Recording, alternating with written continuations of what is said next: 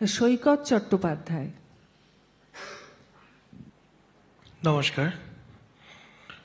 উপস্থিত অনুষদ অধ্যক্ষা এবং শ্রদ্ধেয়া প্রধানা ম্যাডামকে আমার প্রণাম জানাই আমার সামনে বসে থাকা আমার শিক্ষক শিক্ষিকাদের, অনেক ভালোবাসা আমার ছোট ভাই বোনেদের জন্য। আজকে আমার যে বিষয় তা হলো বিমূর্ততা ও পৌত্তলিকতার সেতুবন্ধ রবীন্দ্রগান। সনাতন হিন্দু সম্প্রদায়ের যে বিভিন্ন ধারাগুলি রয়েছে তাদের মধ্যে বরাবরই পৌত্তলিকতার ধারাগুলি প্রকট রূপে বর্তমান। এখানে পৌত্তলিকতা বলতে আমি আক্ষরিক অর্থে পুতুল বা মূর্তির কথা বলছি না, বরং এখানে পৌত্তলিকতা বলতে আমি আরাধ্যের আধারের হিসাবেই সেই কথাটাকে প্রতিভাত হতে দেখা যায়। প্রাচীন বৈদিক যুগে বিভিন্ন যন্ত্র বা কলস অগ্নিতে উপাসনা হতো। পরবর্তীতে প্রস্তর, কাঠ ইত্যাদি মূর্তি নির্মাণ, এবং বর্তমানে আমরা জানি মাটি বা বিভিন্ন উপাদানের যে প্রতিমা তৈরি হয় তাকে ইষ্টের আধার রূপে উপাসনা করা হয়। এমনকি স্বয়ং ঠাকুর বাড়িতেও কুলদেবতা লক্ষ্মী জনার্দন বিগ্রহ এবং ঠাকুর বাড়ির বিভিন্ন ধারায় যে দুর্গা পুজো বা কৃষ্ণ পুজো, বিষ্ণু পুজো ইত্যাদির কথা এখন সর্বজনবিদিত। এমতো অবস্থায় রাজা রামমোহন রায়ের প্রত্যক্ষ প্রচেষ্টায় নিরাকার ব্রহ্মের উপাসনা এবং সনাতন ধর্মের সংস্কারের উদ্দেশ্য নিয়ে প্রতিষ্ঠা লাভ করে ব্রাহ্ম ধর্ম, যারা যে কোনো রকমের পৌত্তলিকতার বিরোধী। যে কারণে যখন দেবেন্দ্রনাথ ব্রাহ্ম ধর্মে দীক্ষা গ্রহণ করেন, তারপরে তার পিতার শ্রাদ্ধানুষ্ঠান হয়েছিল শালগ্রাম শিলার অনুপস্থিতিতে। এমনকি পুত্রকন্যাদের বিবাহ, উপানয়ন ইত্যাদি যে সংস্কার কার্য সেগুলো কিন্তু শালগ্রাম শিলার অনুপস্থিতিতেই হয়েছিল। এবার একথা ঠিক যে ব্রাহ্ম ধর্মাবলম্বী হওয়ার কারণে এবং সেই পরিবেশেই পুষ্ট হওয়ার কারণে রবীন্দ্রনাথের গানে নিরাকারের প্রকাশ বেশি দেখা যায়, কিন্তু তার পাশাপাশি তিনি যে মূর্তি প্রচারের সুপ্রাচীন ধারাটিকে মোটেই অস্বীকার করেননি তা তার বেশ কিছু গান যদি আমরা লক্ষ্য করি তাহলে বুঝতে পারবো। প্রথমেই যদি আসি তার একদম শুরুর দিকের রচনা বাল্মীকি প্রতিভা, সম্পূর্ণ মহাকাব্য রামায়ণের পটভূমিতে রচিত হলেও তা তিনি মূল কাহিনী থেকে একেবারেই আলাদাভাবে রচনা করেছেন।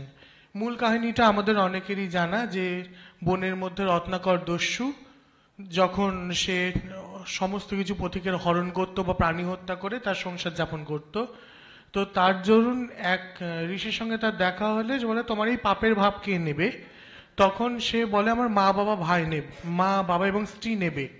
কিন্তু বাড়িতে গিয়ে যখন সে জিজ্ঞাসা করে তখন মা বাবা এবং স্ত্রী তিনজনেই সেই ভাগ নিতে অস্বীকৃত হয়, বলে যে আমাদের ভরণ পোষণ তোমার দায়িত্ব, তুমি কিভাবে করবে সেটা তোমার ব্যাপার, তোমার পাপের ভাগ নেওয়া আমার দায়িত্ব নয়। কিন্তু এই পটভূমিটা কিন্তু রবীন্দ্রনাথ রাখেননি।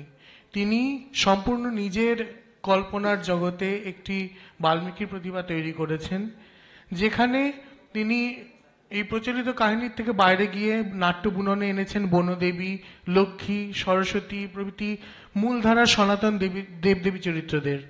বাল্মীকি স্বয়ং এখানে কালী উপাসক দস্যু, আবার দেবী সরস্বতীর বালিকা রূপে বনে আগমন কোথাও বর্তমানে যে কুমারী পুজো আছে তার একটা আভাস আমাদের মনে এনে দেয়। যদিও ঐতিহাসিকভাবে তখন তিনি যে দুর্গাপুজোগুলো চারপাশে দেখছেন সেখানে কোনো কুমারী পুজোর প্রচলন ছিল না, কারণ এটি ভীষণভাবেই তান্ত্রিক কালী পুজোর একটা মানে তান্ত্রিক পুজোগুলির একটা অংশ। যদিও এই রীতি থেকে তিনি সম্পূর্ণভাবে অন্ধকারে ছিলেন এটা বলা যাবে না, কারণ মহর্ষির জন্মের সঙ্গেই একটা তান্ত্রিক যোগাযোগ পাওয়া যায়। এরপর আসি যদি তার একদম শেষ জীবনের দিকে নৃত্যনাট্য চিত্রাঙ্গদার কাহিনীতে। কাহিনীর মূল গল্প নেওয়া হয় বৌদ্ধ কাহিনী থেকে, কিন্তু সেখানে শুরুতেই বলা হচ্ছে মণিপুর রাজের ভক্তিতে তুষ্ট হয়ে শিব বর দিয়েছিলেন যে, অর্থাৎ শিবের উল্লেখ পাই আমরা। আবার নাটকের গুরুত্বপূর্ণ একটি চরিত্রে দেখা যায় মদন দেবকে, তিনিও কিন্তু সনাতন হিন্দু ধর্মের একজন প্রোটাগনিস্ট দেবতা, যিনি মূলত উর্বরা শক্তি, ফার্টিলিটির দেবতা হিসেবে দেখা যায়, প্রেম এবং ফার্টিলিটির দেবতা। এগুলো গেল সরাসরি নাম উল্লেখের বিষয়। এবার যদি আমরা গানের ভাবের দিকে লক্ষ্য করি, সেখানে নবকুন্দ ধবল দল সুশীতলা, বা বিশ্ববীণা রবে ইত্যাদি গানগুলির ক্ষেত্রে লক্ষ্য করলে আমরা শারদ লক্ষ্মী নামের উল্লেখ পাই, যিনি যেন কখনো আমাদের মূলধারার লক্ষ্মী বা কখনো সরস্বতী বা এইদের মিলিত রূপ। যেমন এখানে আমি একটু বিশ্ববীণা রবের তৃতীয় স্তবকের উল্লেখ করব। সেখানে আমরা বাণী পাচ্ছি, অতি নির্মল উজ্জ্বল সাজে ভুবনে নব শারদ লক্ষ্মী বিরাজে, নব ইন্দুলেখা অলোকে ঝলকে, অতি নির্মল হাস বিভাস বিকাশ আকাশ নীলাম্বর্য মাঝে, শ্বেত ভুজে শ্বেত বীণা বাজে। এবার আমি যদি একটু সরস্বতী প্রণাম মন্ত্রের দিকে যাই, ইয়া কুন্দেন্দু তুষার হার ধবলা, ইয়া শ্বেত পদ্মাসনা, ইয়া বীণা বরদণ্ড মণ্ডিত করা, ইয়া শুভ্র বস্ত্রাবৃতা, বা স্তোত্র সরস্বতী স্তোত্র যেটা, শ্বেত পদ্মাসনা দেবী শ্বেত পুষ্প শোভিতা, শ্বেতাম্বর ধরা নিত্যা শ্বেত গন্ধানুলেপনা, শ্বেতাক্ষ সূত্র হস্তা চ শ্বেত চন্দন চর্চিতা, শ্বেত বীণা ধরা শুভ্রা শ্বেতালঙ্কার ভূষিতা। অর্থাৎ এই বাংলার একে যদি আমি সরাসরি বাংলায় ট্রান্সফার করি, তাহলে কিন্তু এই শ্বেত ভুজে শ্বেত বীণা বাজে বা নির্মল হাস বিকশ এইগুলো আমাদের পেতে কিন্তু খুব অসুবিধা হবে না, আমাদের পরিচিত দেবদেবীদের মধ্যেই পাবো। এছাড়াও তার বিভিন্ন যদি আজি বাংলাদেশের হৃদয় হতে গানটায় ডান হাতে তোর খড়গ চলে বাঁ হাত করে শঙ্কাহরণ, এই জন্য আমাদের পরিচিত কালী মূর্তির এক রূপ আমরা দেখতে পাই। বা বিসর্জন নাটকে উলঙ্গিনী নাচের অনরঙ্গে, এ তো পরিষ্কারই কালী রূপেরই বর্ণনা আমরা পাই। এছাড়াও তার পূজা পর্যায়ের বিভিন্ন গানে পাইনে সুযোগ চরণ ছোঁয়ার, নয়ন আমার ছুটে যে তার আলো করা মুখের পানে প্রকৃতি শব্দবন্ধ যেন বিমূর্ত ব্রহ্মেরই এক অদ্ভুত রূপকল্প তৈরি করে আমাদের মনে। সেই জন্য নিরাকারের সাধক হয়েও মূলধারার পৌত্তলিকতার এক অদ্ভুত মিশ্রণ ঘটেছে তার গানে। তাই তা যেমন নিরাকার ব্রহ্মের উপাসনার জন্য ব্রাহ্ম সংগীতদেবে গৃহীত হতে অসুবিধা হয়নি, তেমনি সাকারের উপাসনাতে গাইতে গিয়েও কোনো অসুবিধা আমাদের হয় না। এইভাবেই আমার মনে হয় রবীন্দ্রসঙ্গীত পৌত্তলিকতা এবং বিমূর্ততা, যে দুটো আপাত বিবাদমান গোষ্ঠী দেখা যায়, তার মধ্যে এক অদ্ভুত সেতুবন্ধ তৈরি করেছে। ধন্যবাদ। খুব সুন্দর, ভালো বলেছে। ডক্টর পিয়াসী রায়। ও বিশাখা, ও আচ্ছা। আজ শুভ দ্বীপ্রাহরিক এই অধিবেশনে সকলকে আমার শ্রদ্ধা জানাই, শুভকামনা জানাই। আর আমাদের যাকে নিয়ে আজকের অনুষ্ঠান অত্যন্ত সুন্দর, আমি যেমন দিদি বলছিলেন, তিনি নিজে একজন অত্যন্ত বিদগ্ধ শিল্পী হয়ে তারা দুজনেই এই যে শিরোনামটির প্রশংসা করে গেলেন, আমি তাদের সাথে একমত। অত্যন্ত সুন্দর একটি শিরোনাম, এর আধারে চলছে আলোচনা বিশ্বকবিকে নিয়ে, যার প্রতি শ্রদ্ধা নিবেদন করে আমরা আমাদের ছোট কিছু বক্তব্য শুরু করব আমি। আর তার আগে আমি বলি, আরও দুজন অত্যন্ত প্রিয় মানুষ সামনে বসে আছেন, আমি তাদেরকে নাম দিয়েছি, আমি বলি, আমি ডাকি খুব গর্বের সাথে যে আমাদের এই যে পারফর্মিং ফাইন আর্টস ফ্যাকাল্টির তারা দুই সঙ্গীত সরস্বতী। দিদি আমায় আশীর্বাদ করবেন। আর ছোট্ট করে গল্পের আকারে, আমি কিছু সেরকমভাবে লিখিত বক্তব্য পেশ করব না, গল্পের আকারে ছোট করে একটু খুব পরিচিত কিছু কথা যেগুলো বলবো, আবার আবার আমরা মনে করার চেষ্টা করব। আজকে টপিকটা যেটা আমি রেখেছি, যে ঊনবিংশ শতাব্দী যেটা আমাদের নবজাগরণের সময়, সেই সময়ে এলেন রবীন্দ্রনাথ, সেই সময়ে এলেন স্বামী বিবেকানন্দ, আরও এক ঝাঁক বাঙালি জাগরুক যারা আমাদেরকে জাগালেন, তারা এলেন। তাদের সাথে, আচ্ছা, এদের মধ্যে কি কোনোভাবে সঙ্গীতের জগতের মধ্যে দিয়ে, সঙ্গীতের আঙিনার মধ্যে দিয়ে কি কোনো যোগসূত্র আমরা খুঁজে পেতে পারি? আমরা, আমাদের গবেষকের দৃষ্টি, আমাদের গবেষকের মন এই কাজে কি সার্থক হয়ে উঠতে পারে? দেখা যাক। আমার যে টপিকটা আজকে রেখেছি, study on musical association between Rabindranath and Vivekananda. এখন এই বিষয়টির মধ্যে অনেকেই কিন্তু এসেছেন, অনেক বড় গবেষক, বিখ্যাত গবেষক এসেছেন, কাজ করেছেন। স্বামীজি এবং রবীন্দ্রনাথের মধ্যে সম্পর্ক, তাদের বেশ কিছু গ্রন্থও আছে, বেশ কিছু লেখালেখিও আছে। কিন্তু শুধু তাদের মধ্যে সম্পর্ক নয়, তাদের মধ্যে কোনো সাংগীতিক যোগসূত্র রয়েছে কিনা সেটা আমাদের দেখার বিষয়। দুই মহামানব পথ হেঁটেছেন সাধনার এবং আধ্যাত্মিকতার একটা জগতের মধ্যে দিয়ে। রবীন্দ্রনাথের গানে পূজা পর্যায়ের যে সঙ্গীত আমরা সব থেকে বেশি করে পাই, তার মানে হচ্ছে যে তিনিও চেতনার গভীরে এক আধ্যাত্মিক পথেরই পথিক ছিলেন। আর স্বামীজি, তিনি তো সন্ন্যাসী, কাজী একজন কবি আর একজন সন্ন্যাসী, একজন গৃহী অন্যজন গৃহত্যাগী, চিন্তায় ভাবনায় জীবন আচরণে এই দুজনের অবস্থান একান্ত বিপরীত ধর্মী হওয়াটাই স্বাভাবিক ছিল।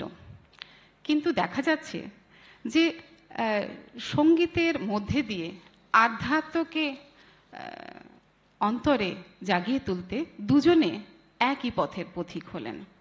রবীন্দ্রনাথ ঠাকুর, তার জন্ম 1861, স্বামী বিবেকানন্দ 1863। রবীন্দ্রনাথ 1.5 বছরের বড়। স্বামীজির সাথে প্রথম তার যোগাযোগ তৈরি হলো খুব ছোট বয়সে, যখন ব্রাহ্ম সমাজে দুজনেই ছিলেন।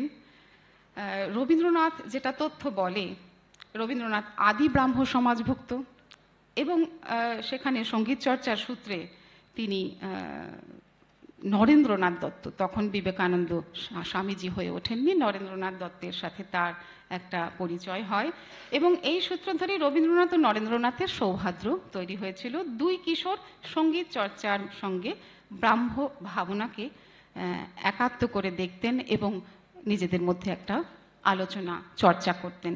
এইভাবে কিছু তথ্য আমরা পাই।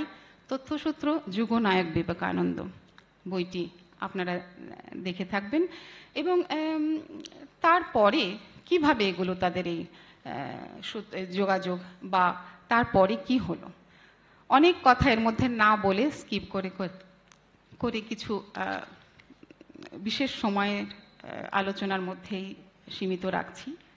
এরপরে 1887 সাল নরেন্দ্রনাথ দত্তের সম্পাদনায় প্রকাশিত হয়েছে একটি গ্রন্থ, সঙ্গীত কল্পতরু। সেই গ্রন্থ প্রকাশে পর দেখা গেল সেই গ্রন্থে তিনি বেশ কিছু রবীন্দ্রসঙ্গীতকে সংকলিত করেছেন, রেখেছেন। সেই রবীন্দ্রসঙ্গীত তিনি বিভিন্ন সভায় অনুষ্ঠানে তার যিনি আধ্যাত্মিক পথের পরম গুরু শ্রী রামকৃষ্ণদেবের স্মরণে যখন যান, তখন তিনি সেই রবীন্দ্রসঙ্গীতগুলো পরিবেশন করেন। এবং এইভাবে রবীন্দ্রনাথের গানের প্রতি কিন্তু স্বামীজির একটা শ্রদ্ধা প্রকাশ পেয়েছে। সেটা যত তাদের মধ্যে পরবর্তী সময় মতান্তর ঘটে থাকুক না কেন, তাদের মধ্যে যে পরস্পরের প্রতি একটা শ্রদ্ধা ছিল, গানের মধ্যে দিয়ে, গান চয়নের মধ্যে দিয়ে, বিশেষ করে আমি বলবো স্বামীজি যখন রবীন্দ্রনাথের যে ব্রহ্মসঙ্গীতগুলি চয়ন করলেন এবং সেগুলি গাইছেন, বিশেষ করে সত্যমঙ্গল প্রেমময় তুমি, কয়েকটি গান যেমন আছে, এগুলি তথ্য থেকে আমি সংগ্রহ করেছি, যেগুলো তিনি শোনাতেন। 1863 সালে গগনেরও থালে রবিচন্দ্র দীপক জালে তিনি গাইছেন শ্রীরামকৃষ্ণ সন্নিধানে, শ্রীরামকৃষ্ণের সামনে বসে। বলরাম ভবনের রথের পূর্ণযাত্রার দিন 24শে অক্টোবর 1885 সালে শ্যামপুকুর বাটিতে নরেন্দ্রনাথ গাইছেন রবীন্দ্রনাথের গান তোমারই করিয়াছি জীবনের ধ্রুবতারা। এইভাবে কিছু বিখ্যাত গান, সেগুলো তিনি পরিবেশন করতেন। এর মধ্যে দিয়ে কিন্তু একটা জিনিস বোঝা যায় যে রবীন্দ্রনাথের প্রতি স্বামীজির মনে গভীর শ্রদ্ধা ছিল। সঙ্গীতেই সেই শ্রদ্ধার অভিব্যক্তি ফুটে উঠেছে, তার সঙ্গীত চয়নে, তার সঙ্গীত পরিবেশনের মধ্যে দিয়ে। অন্যদিকে কি দেখি, আধ্যাত্মিক পথের যিনি আমাদের দিগদর্শক সেই সময়ে, 19বিংশ শতাব্দীর নবজাগরণের সময়ে শ্রী রামকৃষ্ণদেব পরমহংস, তিনি সেই গান শুনছেন, রবীন্দ্রনাথের গানে তার ভাব সমাধি হচ্ছে। অতএব এ খুব গভীর জিনিস। ছোট্ট করে এই হালকা গল্পের মধ্যে দিয়ে এই জিনিসকে বোঝানো সম্ভব নয়, কিন্তু তবু আমরা আলোচনা তো করতেই হবে, বলতেই হবে, উল্লেখ করতেই হবে। তাই আমরা বলি যে রবীন্দ্রনাথের গান শুধুমাত্র আমাদের জন্য নয়। তাহলে দেখা গেল যে যারা আধ্যাত্মিক পথে যাবেন, আধ্যাত্মিক পথের একেবারে চরম সীমার যিনি সাধক, তাঁরও ভাব সমাধি হচ্ছে এবং তিনিও কল্পনায় ভাবে আপ্লুত হয়ে পড়ছেন রবি ঠাকুরের সেই সত্যমঙ্গল প্রেমময় তুমি বা তোমার এই করিয়াছি জীবনের ধ্রুবতারা গানগুলি শুনে এই যে একটা সূত্র আমরা দেখতে পাই রবীন্দ্রনাথ, বিবেকানন্দ এবং শ্রীরামকৃষ্ণদেব পর্যন্ত, গবেষণার একটা অন্য ধারা খুলে যায়। আমি জানি না এর উপরে কোনো গবেষণা হয়েছে কিনা বা চলছে কিনা, কিন্তু আমার মনে হলো যে এই বিষয়টি উল্লেখ করা উচিত। বেশ, এটা একটা দিক। খুব ছোট করতে হবে, পয়েন্টে চলে আসি। নেক্সট পয়েন্ট, এরপরে একটি গল্প, সেই গল্প দীর্ঘ, ছোট্ট করে শুধু ঘটনা উল্লেখ করে দিই। মহর্ষি দেবেন্দ্রনাথ ঠাকুর, যিনি রবীন্দ্রনাথের পিতৃদেব, তিনি যেমন রবীন্দ্রনাথের প্রতিভাকে চিনেছিলেন, তেমনি তিনি কিন্তু ছোট বয়সে নরেন্দ্রনাথের যে সুকণ্ঠ, অত্যন্ত ভালো তার গানের গলা ছিল, সেটা তিনি উপলব্ধি করেছিলেন যখন নরেন্দ্রনাথ ব্রাহ্ম সমাজের সদস্য ছিলেন। পরে তিনি শ্রীরামকৃষ্ণ পরমহংসদেবের, আমরা সবাই জানি, শিষ্যত্ব গ্রহণ করেন এবং ব্রাহ্ম সমাজ থেকে তিনি দূরে চলে যান। এটা ঐতিহাসিক ঘটনা। কিন্তু যখন ব্রাহ্ম সমাজে ছিলেন, দেবেন্দ্রনাথ উপলব্ধি করেছিলেন যে নরেন্দ্রনাথ অত্যন্ত সুকণ্ঠী এবং তার মধ্যে একটা প্রতিভা আছে, এটাকে যদি আমরা আরো বিকশিত করতে পারি, হয়তো তিনি চিন্তা করেছিলেন যে তাকে আরো গানের দিকে দায়িত্ব দেওয়া যাবে। এইভাবে চিন্তা করে তিনি তার সাথে কথা বলতে তো গেলেন। নরেন্দ্রনাথ বললেন কথায় কথায়, যে জানালেন যে তিনি বললেন যে আমি রাত্রে ঘুমোতে পাই না, আমার মধ্যে অস্থিরতা। বললেন কিসের অস্থিরতা? বলছেন যে আমি, জানেন তো, চোখ বন্ধ করলেও আমি দেখতে পাই আলো, আলো আলো, প্রচুর আলো, চতুর্দিকে আলো, আলোয় ভেসে যাচ্ছে। এখন এই কোন আলো? এই আধ্যাত্মিক চেতনার আলো, যে আলো তার অন্তরে, সেই আলো নরেন্দ্রনাথ পরবর্তীকালে তাঁর রচিত গানে প্রকাশ করলেন। খণ্ডন ভব বন্ধন, যে গান আমরা জানি রামকৃষ্ণ মিশনের যে প্রার্থনা সঙ্গীত, খণ্ডন ভব বন্ধন জগবন্দন বন্দিতমায়, তার মধ্যে একটি লাইন আছে, জ্যোতির জ্যোতি উজ্জ্বল হৃদিকন্দর তুমি তমভঞ্জনহর। তো এই জায়গাটাতে দেখা যায় যে তিনি আলোর কথা বলছেন। নরেন্দ্রনাথ অনেকভাবে তার গানে সেই আলোকে, সেই আধ্যাত্মিক জ্যোতিকে তুলে আনার চেষ্টা করেছেন। রবীন্দ্রনাথ কি বলছেন? রবীন্দ্রনাথের গানে আলোর ছড়াছড়ি, বহুভাবে তিনি আলোকে ব্যক্ত করেছেন। আলো আমার আলো গো, অন্ধকারের উৎস হতে উৎসারিত আলো, অনেকভাবে আলো বারে বারে তার গানে ফিরে এসেছে।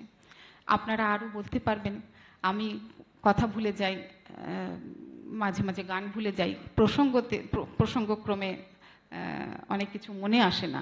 কিন্তু আমি জানি রবীন্দ্রনাথের গানে, আমার রবীন্দ্রসঙ্গীতের বন্ধুরা আছে, যে আলোর কথা কতবার এসেছে। এমনকি রবীন্দ্রনাথ তার অন্য প্রসঙ্গের গানগুলোর মধ্যে দিয়েও আলোর কথা বলছেন যে আলোর স্রোতে পাল তুলেছে হাজার প্রজাপতি। এখন এই আলোর স্রোত, এই আলো কোন আলো?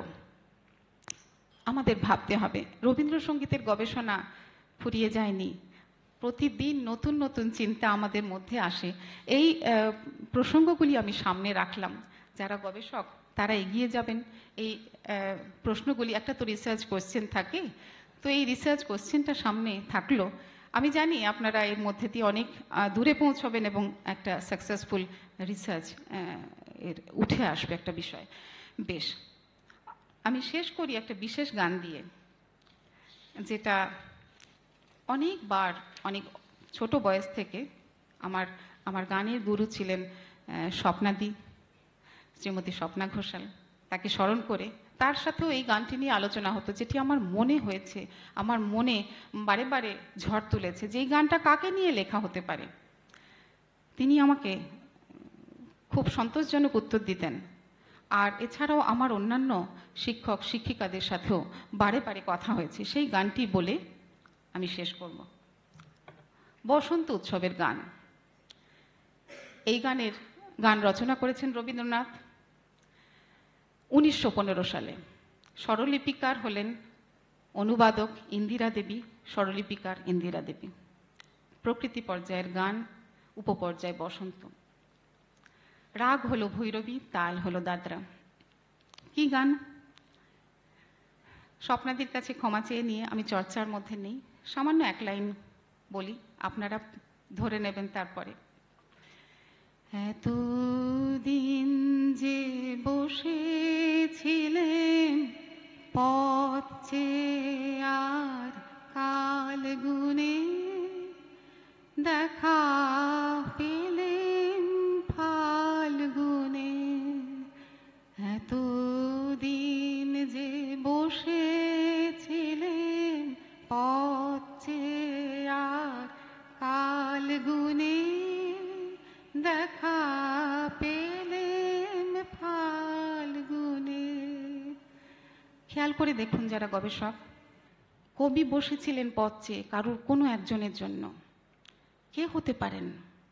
আমি জানি এই গান নিয়ে কেউ আলোচনা করেননি, গবেষণা করেননি, চর্চা করেননি। আপনারা করবেন, আমি আপনাদের জন্য সূত্র উপস্থিত করছি।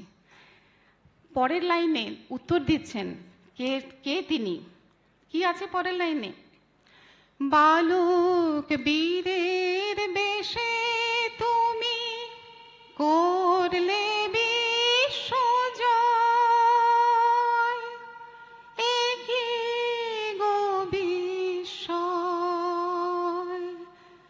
অবাক আমি তরুণ গলার গান শুনে, দেখা পেলেন ফাল্গুনে। এ কে? যিনি বালক বীর, যিনি বিশ্বজয় করে এসেছেন অনেক আগে, 1893 সালে।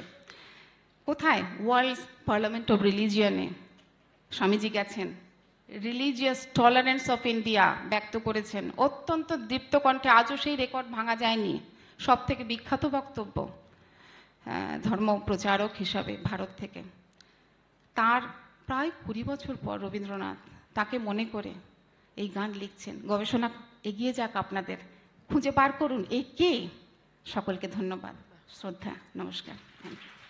খুব ভালো, অপূর্ব একটা দারুণ একটা দিকের প্রতি একটা ও আমাদের দৃষ্টি আকর্ষণ করলো, এবং তোমাদের একটা গবেষণা করার একটা দিকেরও একটা সন্ধান দিল। বিশাখা। এখন ডক্টর পিয়াসী রয়। উপস্থিত সকল গুরুজনকে আমার শ্রদ্ধা এবং প্রণাম জানিয়ে আমি শুরু করছি, এবং আমার ভাই বোনদের শুভেচ্ছা। আমার আজকের বিষয় রবীন্দ্রনাথের গানে বিজ্ঞান, এমন একটা বিষয় যে আমি স্ট্রেট ফরওয়ার্ড গানে চলে গেলে একটু ভূমিকা আমাকে বলতেই হচ্ছে। জানি সময় ভীষণ সীমিত, তো বিশ্বকবি রবীন্দ্রনাথ ঠাকুরের জীবনে বিজ্ঞান এক বিশিষ্ট স্থান অধিকার করেছিল।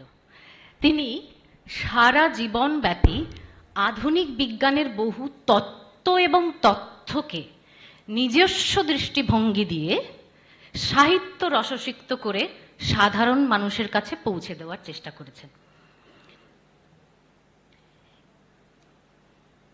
এ বিষয়ে না বললেই নয় যে আশৈশব তার এই সন্ধিৎসু মনোভাব তৈরি হয়েছিল তার পিতা মহর্ষি দেবেন্দ্রনাথ ঠাকুরের তত্ত্বাবধানে। আমরা তার বিজ্ঞান বিষয়ক গ্রন্থের, আমি এখানে কিছু লিস্ট দিয়েছি, দেখলে বোঝা যাবে যে universe, mathematics, space and time, এটা গুটি কয়েক লিস্ট আর কি আমি দিয়েছি। তো তার অধ্যয়ন কি পর্যায়ে ছিল?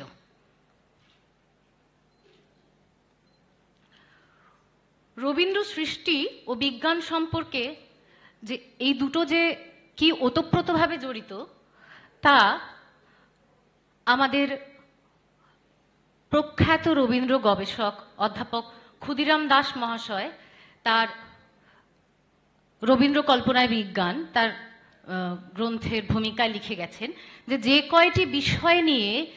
কয়টি বিষয় না জানলে রবীন্দ্র সাহিত্যকে কখনো অন্তস্থ করা সম্ভব নয়, তার মধ্যে বিজ্ঞান অন্যতম।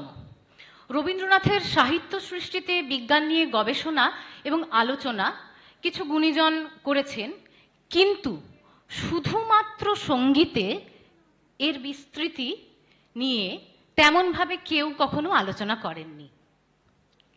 রবীন্দ্রনাথের বিজ্ঞান চেতনার অঙ্কুর পরিপক্ক এক মহিরুহে পরিণত হয়ে প্রকাশ পেয়েছে তার সৃষ্ট সঙ্গীতের মধ্যে। এই বিষয়ে আমাদের শ্রদ্ধেয়া অধ্যাপিকা তপশ্রী ম্যামের তত্ত্বাবধানে আমার দীর্ঘ গবেষণা এবং সম্প্রতি প্রকাশিত আমার 2 খণ্ডের গ্রন্থ বিস্ময়ে ভ্রমি বিস্ময়ে, যার প্রথম খণ্ডে বিজ্ঞানের বিভিন্ন শাখা এবং বিজ্ঞানের পরিভাষা, যেমন জ্যোতির্বিজ্ঞান, জীববিজ্ঞান, ভূবিজ্ঞান, সৃষ্টিতত্ত্ব, বিবর্তনবাদ, অনুপরমাণু তত্ত্ব ইত্যাদি নিয়ে কথা বলা হয়েছে। এবং দ্বিতীয় খণ্ডে রবীন্দ্রনাথ ঠাকুর তার জীবনযাপন এবং সাহিত্য সৃষ্টির মাধ্যমে কিভাবে একজন বিজ্ঞান মনস্ক সচেতন সমাজ সংস্কারকের ভূমিকা গ্রহণ করেছিলেন এবং শতবর্ষ পরেও তার প্রাসঙ্গিকতা, তার প্রতি আলোকপাত করা হয়েছে। আজ আমি একটু চেনা গানকে অচেনা আঙ্গিকে দেখানোর চেষ্টা করব। বাণী নির্ভর বিশ্লেষণের আজকের উদাহরণ সেটি 1908 সালে রচিত হয়েছিল। ইতিমধ্যেই তরঙ্গের ব্যাপ্তি এবং ধরন ধারণ সম্পর্কে রবীন্দ্রনাথ ঠাকুর এবং বিজ্ঞানী জগদীশচন্দ্র বোসের মধ্যে প্রচুর আলোচনা হয়েছে। আমরা একটু গানের দিকে যাই।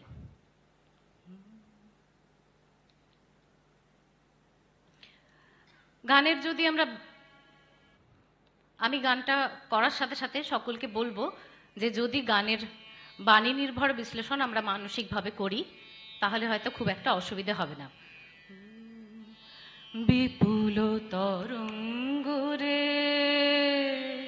বিপুল তরঙ্গ রে, সব গগন উদ্বেলিয়া মগন করি অতীত অনাগত আলোকে উজ্জ্বল জীবনে চঞ্চল একই আনন্দ তরঙ্গ বিপুল তরঙ্গ রে, বিপুল তরঙ্গ রে, তাই দুলিছে দিন কর চন্দ্র তারা, চমকে কম্পেছে চেতনা ধারা, আকুল চঞ্চল নাচে সংসারে, কুহরে হৃদয় বিহঙ্গ বিপুল তরঙ্গ রে, বিপুল তরঙ্গ রে।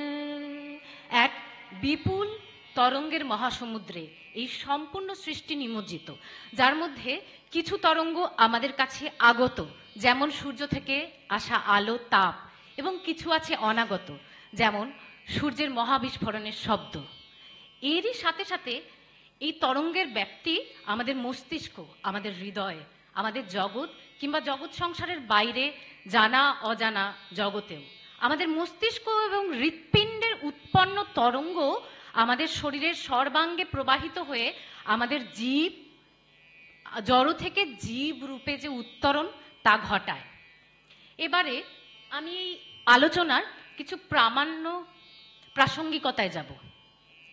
রবীন্দ্রসঙ্গীতের সৃষ্টির কাল এবং তৎসঙ্গে বহির্বিশ্বে যে বিজ্ঞান সম্পর্কিত ঘটনা তা মিলিয়ে দেখলে আমাদের যোগসূত্র স্থাপন করতে খুব একটা অসুবিধে হয় না।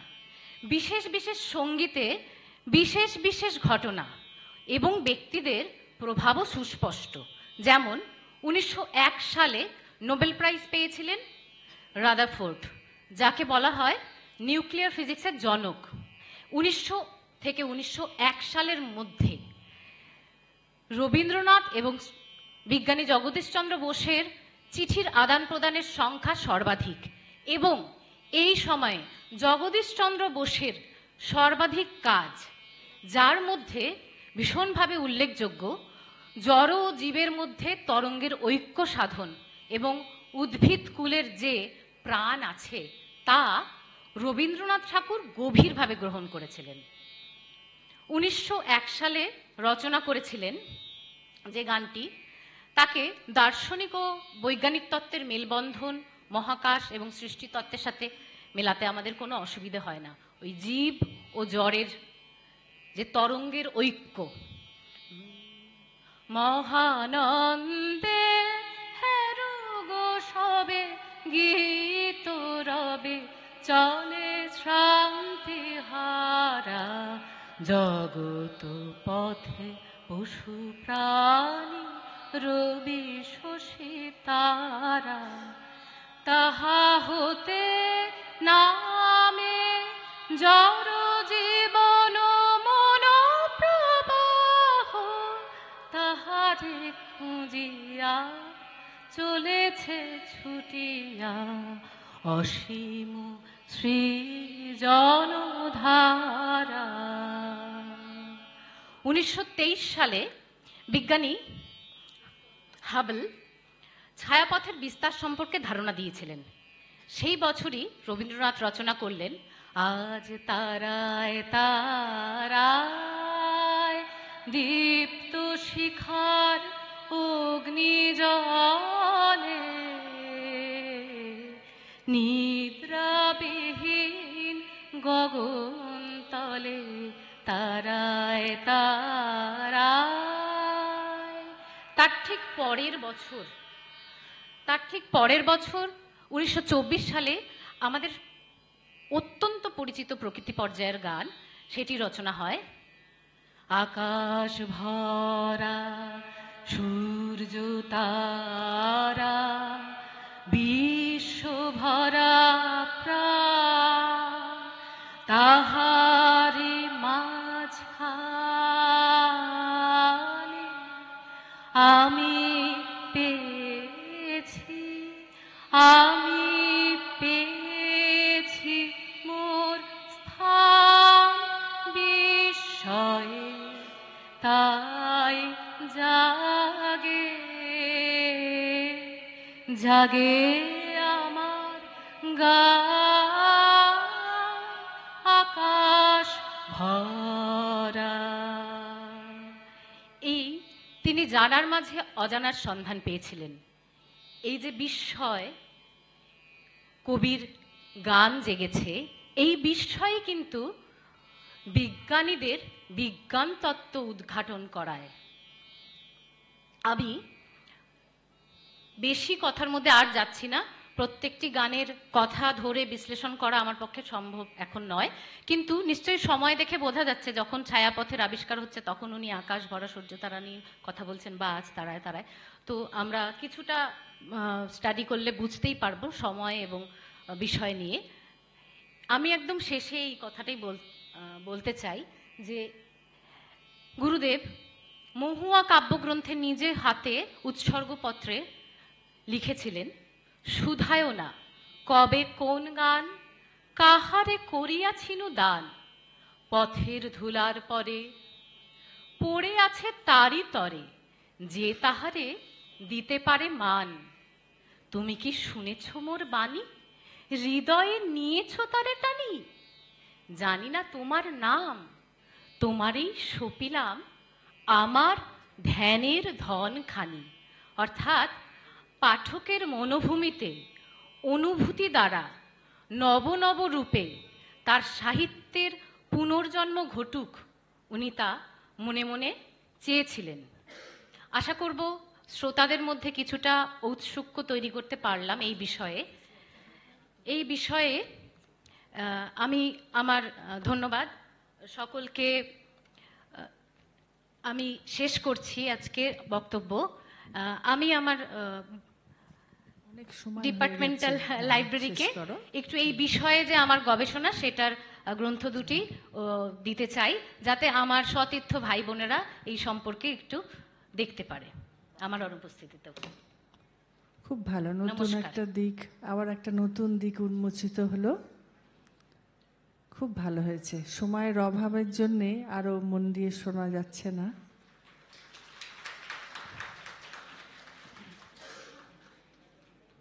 তিয়াশা দাস এরপরে পত্র উপস্থাপক। নমস্কার।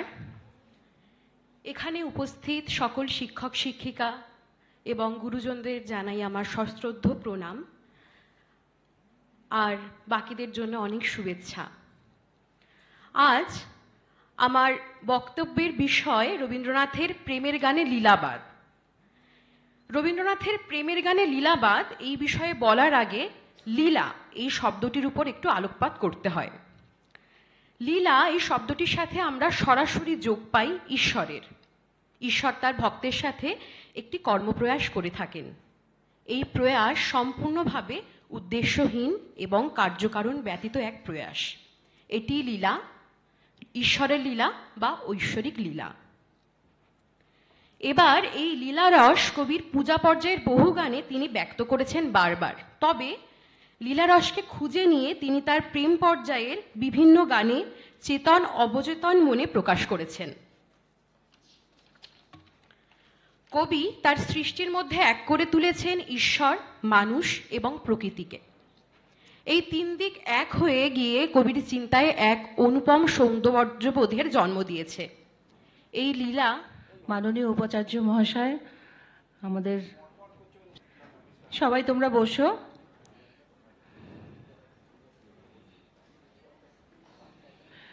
মাননীয় উপাচার্য মহাশয় আমাদের আন্তর্জাতিক আলোচনা চক্রে এসে আমাদের আলোচনা চক্রকে উদ্বুদ্ধ করলেন। আমরা ওনাকে একটু বরণ করে নেব আমাদের যৎসামান্য উপহার দিয়ে।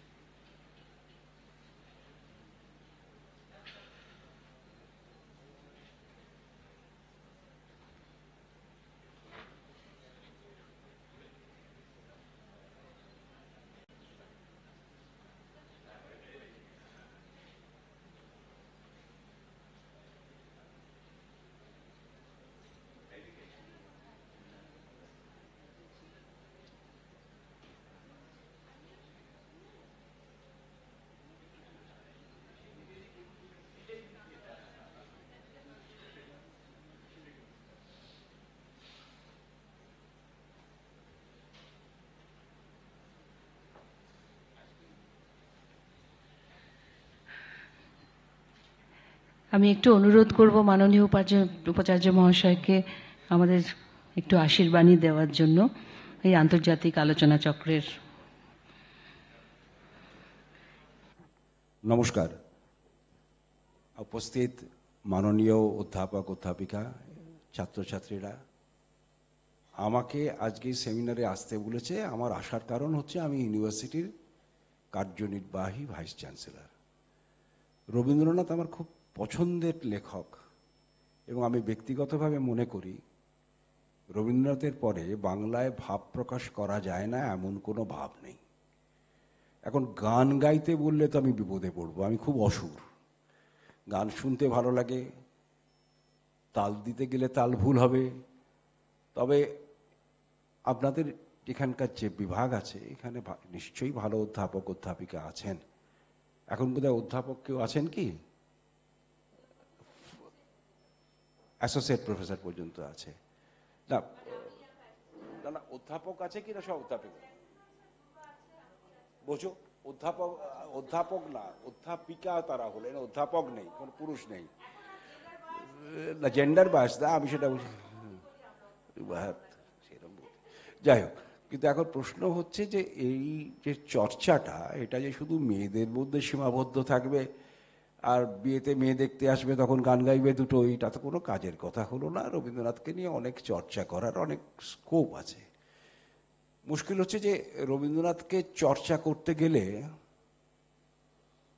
যে ভাব নিজের মধ্যে থাকা উচিত সে ভাব হওয়া খুব মুশকিল। রবীন্দ্রনাথের যে নানা ফ্যাসেটস ছিল, ফলে নানাভাবে তাকে লোক কখনো তার একটা লেখা তুলে বলছে উনি আমাদের সমর্থনে বলছেন, একটা লেখা তুলে একটা বাদ বলছে যে আমাদের সমর্থনে বলেছেন। পুরোটা না পড়লে কিন্তু রবীন্দ্রনাথকে ভুল বোঝা হবে। রাশিয়ার চিঠি পড়ে এক সময় সাম্যবাদীরা বলতেন দেখুন কি প্রশংসা করেছেন, কিন্তু সিরিয়াসলি তারা পেছনের পোর্শনগুলো লুকিয়ে যেতেন, যেখানে মেকানিক্যাল লাইফস্টাইলের বিরুদ্ধে রবীন্দ্রনাথ প্রচুর কথা বলেছেন। প্রশ্ন হচ্ছে রবীন্দ্রনাথকে আমার মনে করাটা আমার নিজের জন্য শ্লাঘার হতে পারে, কিন্তু রবীন্দ্রনাথকে বুঝতে গেলে কিন্তু বাবা তাকে পুরোটা পড়তে হবে। প্রভাত মুখোপাধ্যায় যে রবি জীবনী, তাতে রবীন্দ্রনাথ ভগবান, কিন্তু রবীন্দ্রনাথ তো মানুষ ছিলেন।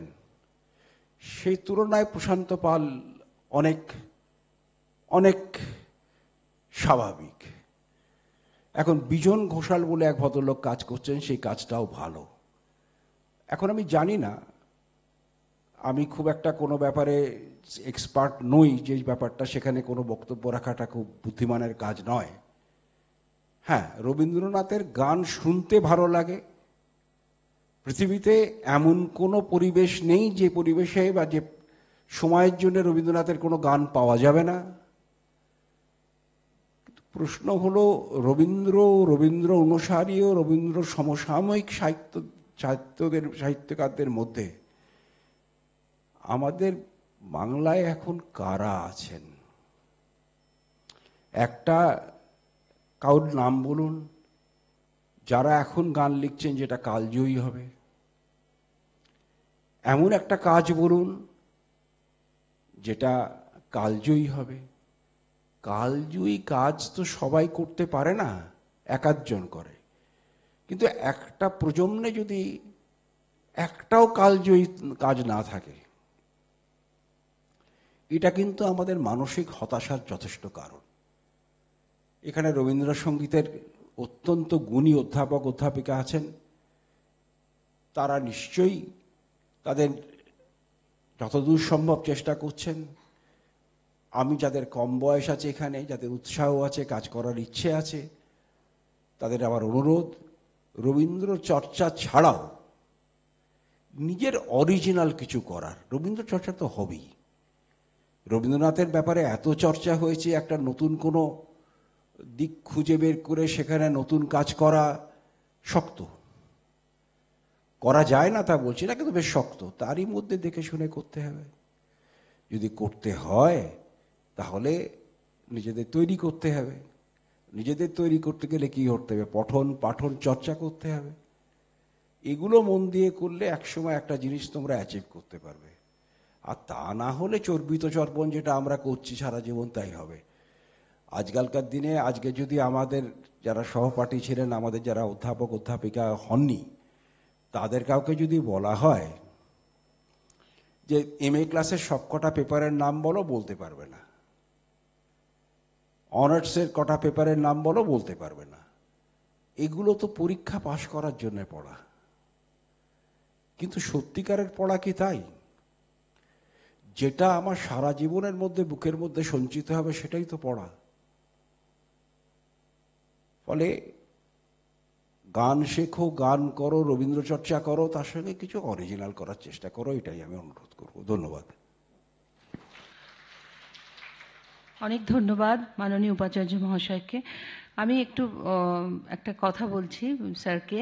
আমাদের রিসার্চ স্কলার কিছুদিন আগে PhD প্রাপ্ত হয়েছে, ওর একটা বই এবারে পাবলিশড হলো বুক ফেয়ারে। ওই বইটি আপনাকে একটু উপহার দিতে চায়। হ্যাঁ, ডক্টর পিয়াসী রায়।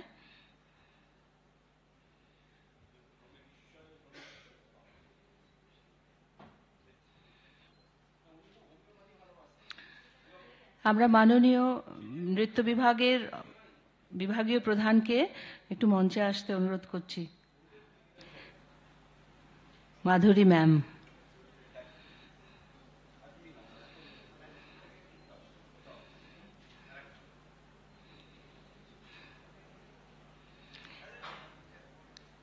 মাধুরী ম্যামকে আমরা একটু বরণ করে নেব, তুমি বসো। এই তো মাধুরী।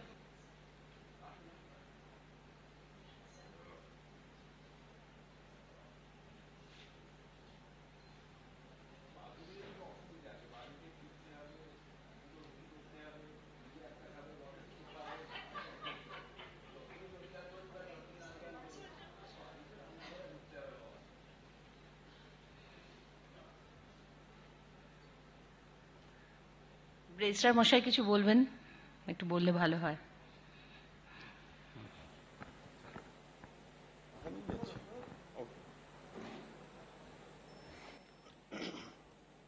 মাননীয় উপাচার্য মশাই, dean faculty of arts fine arts এবং বিভাগীয় প্রধান এবং আমার সমস্ত মানে মাস্টারমশাই দিদিমণি যারা এখানে আছেন, আমার সহকর্মী, আমার ছাত্রছাত্রী এবং গবেষক সকলকে আমার প্রথমে ধন্যবাদ জানাই এত সুন্দর একটা অনুষ্ঠানে আমাকে কিছু বলতে দেওয়ার সুযোগ করে দেওয়ার জন্য। প্রথমেই বলি যে আমি ব্যক্তিগতভাবে এত সুন্দর একটা পরিবেশ, মানে আমার পড়াশোনা বলুন বা আমার রেগুলার যে লাইফস্টাইলে মানে এত সুন্দর পরিবেশ আমি কখনো পাইনি। আপনাদের এখানেই যতবার এসেছি দেখি ছাত্রছাত্রীরা এত সুন্দরভাবে একটা পরিবেশ তৈরি করে, মানে এর আগেও আমি এসেছি এখানে, একমাত্র এখানেই পড়েছি এবং তারপর থেকেই বোধহয় আমার রবীন্দ্রসঙ্গীত শোনার অভ্যাসটা আর একটু বেড়েছে। হ্যাঁ হ্যাঁ, তো এতদিন হিন্দি গানের ওপরে বলিউড সঙের ওপরেই ছিল, তো এখন হিন্দি মানে রবীন্দ্রসঙ্গীত গানের শোনার প্রবণতা অনেক বেড়েছে এবং আমি শুনিও গাড়ির আস্তে। তো প্রথমেই যেটা বলি যে আজকে এত সুন্দর একটা সেমিনার, সেটা নিশ্চয়ই এখানে রিসোর্স পার্সন আছেন, মানে তারা বলবেন, এবং সেই রিসোর্স পার্সন মানে এটা একটা লিগাসি অফ লার্নিং যেটাকে আমরা বলি ফর ডিস্ট্রিবিউশন অফ নলেজ, যে সেই লিগাসি অফ লার্নিং যেন এই সেমিনার থেকে একটা কিছু বেরিয়ে আসে, যেটা স্যারও বললেন যে নতুন কিছু চিন্তা ভাবনা। আর নিশ্চয়ই এই সেমিনার মানে যথেষ্ট সার্থক হবে। তার সাথে আরেকটা কথা বলি, এখানে যারা অবশ্যই আমাদের যারা রিসোর্স পার্সন আছেন তাদের মানে গান বলুন বা তাদের বক্তব্য আমরা শুনবো বা তাদের লেকচার আমরা শুনবো, কিন্তু সেই শোনাটা শুধু আমরা কিন্তু রিসিপিয়েন্ট এন্ডে থাকলে হবে না। সেক্ষেত্রে এবং তাদের গান বলুন, তাদের বক্তব্যকে বলুন, আপনারা কিন্তু সেই একটা মানে মিনিংফুল এবং ইন্টেলিজেন্ট রিসার্চ চ্যালেঞ্জ দিয়ে সেটাকে কিন্তু চ্যালেঞ্জ করতে হবে, সেই জায়গাটা যেন উঠে আসে। এতে যিনি বক্তব্য রাখছেন তারও ভালো লাগে যে নতুন কিছু প্রশ্ন আমাদের ছাত্রছাত্রী থেকে উঠে আসছে। হ্যাঁ, তো এই ইন্টারাকশনটা যেন মানে খুব অ্যাক্টিভলি মানে তবেই এটা ফ্রুটফুল হবে এই ধরনের সেমিনার। আর এই ধরনের সেমিনার যারা করলেন তাদের সকলকেই আমার মানে শ্রদ্ধা এবং ধন্যবাদ জানাই। এটুকুই বলি যে এই সেমিনার থেকে তোমাদের যারা বিশেষ করে গবেষক আছো তাদের যেন একটা অন্তত 2-4টে নতুন গবেষণা, তো একটা জায়গা নিয়ে হয় না গবেষণাতে, আমার যতদূর মনে হয় যে বিভিন্ন চ্যাপ্টার লিখতে হয় বা কিছু হয়, তো সেই চ্যাপ্টারগুলো কিন্তু এই ধরনের সেমিনার থেকেই উঠে আসে, যে আরও 2-3টে এরিয়াকে তোমরা এক্সপ্লোর করার চেষ্টা করো যে কোন কোন জায়গাগুলোতে তোমরা যাবে। শুধু এটুকুই বলি, ধন্যবাদ। স্যার, আপনাদের বলি আজকে আমাদের এই 2 দিন ব্যাপী সেমিনারের চরিত্রটা, আমাদের ফার্স্ট হাফে যারা পেপার প্রেজেন্টার তারা পেপার প্রেজেন্ট করছেন আর 5-6 জন বাকি। সেকেন্ড হাফে আসবেন শ্রী বিপ্লব মণ্ডল এবং সুব্রত মুখার্জি কিবোর্ডে। আমাদের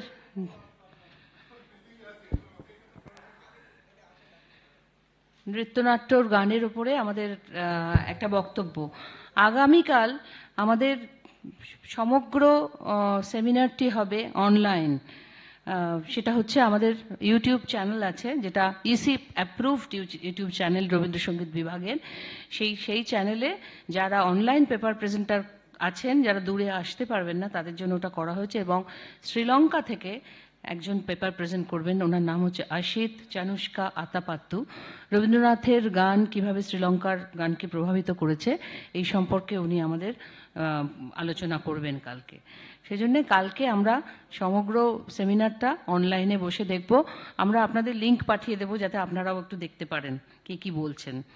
তো আর আজকেও প্রজেকশন দিয়ে আমাদের এটা যারা যারা লিংক দেখছে তারা কিন্তু এটা পুরোটা দেখতে পাচ্ছেন যে সেমিনারে কি চলছে।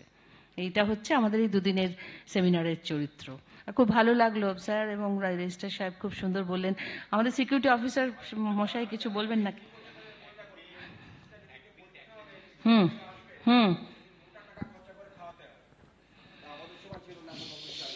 আচ্ছা, আমি একটু এই প্ল্যাটফর্মটাকে ইউজ করে একটা কথা বলতে ভুলে গেছি, যদিও আমরা হেড অফ দ্য ডিপার্টমেন্ট বা বাকি মাস্টারমশাই দিদিমণিদের জানিয়ে দিয়েছি যে 14ই ফেব্রুয়ারি আমরা এখানে একটা জব ফেয়ারের জন্য একটা প্লেসমেন্ট একটা ফেয়ার তৈরি করছি।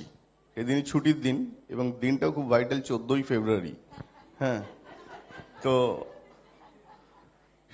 আমি এত ছাত্রছাত্রী আছে বলে আমি সকলকে জানাচ্ছি, চেষ্টা করো যে যারা একটুখানি ফাইনাল ইয়ারের স্টুডেন্ট, এবং তাতে দেখা যাচ্ছে আমার কাছে অন্তত 4 থেকে 5টি কোম্পানি এসেছে যারা শুধুমাত্র মিউজিকের ওপর লোকজন চাইছে, তাদের সুতরাং শুধু সকলের ওপরই আছে। তারা একটি কোম্পানি আছে বিভিন্ন স্কুলে তারা টিচার দেন, আছে অল ওভার ইন্ডিয়াতে। বাহ, এটা তো দারুণ খবর। হ্যাঁ, আমারই শুনে ভালো লাগছে। তো 14 ফেব্রুয়ারি যারা আছেন আসবে, এবং তোমাদের যারা সিনিয়র পাস আউট স্টুডেন্ট তাদেরও বলবো একটু কমিউনিকেট করতে। নিশ্চয়ই।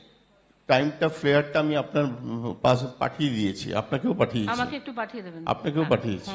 পাঠিয়েছেন অলরেডি? অলরেডি পাঠিয়ে দিয়েছি সকলকে। ঠিক আছে, ওখানে কিন্তু একটা রেজিস্ট্রেশন করতে হবে, কোনো পয়সা করি কোনো রেজিস্ট্রেশন ফিজ নেই, শুধু ওখানে আছে। এবং কোম্পানিরা এবং ভালো ভালো কোম্পানি আসছে, অ্যামাজন আসছে, আরো কিসব ভালো কোম্পানি আসছে দাদা। হ্যাঁ, তো তোমরা চেষ্টা করো এবং সিনিয়রদেরও একটু খবর দিও, এটুকুই আমার বলার ছিল। খুব ভালো, দারুণ সংবাদ। তাহলে আমাদের এখন পেপার প্রেজেন্টেশন আবার শুরু হবে স্যার। হ্যাঁ, আপনি আপনার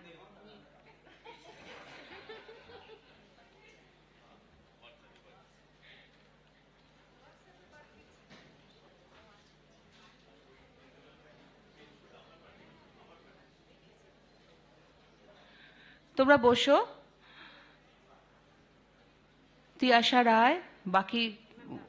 তিয়াশা দাস বাকি অংশটুকু বলবেন। আমার বক্তব্যের বিষয় রবীন্দ্রনাথের প্রেমের গানে লীলাবাদ, যেটি আমি বলছিলাম।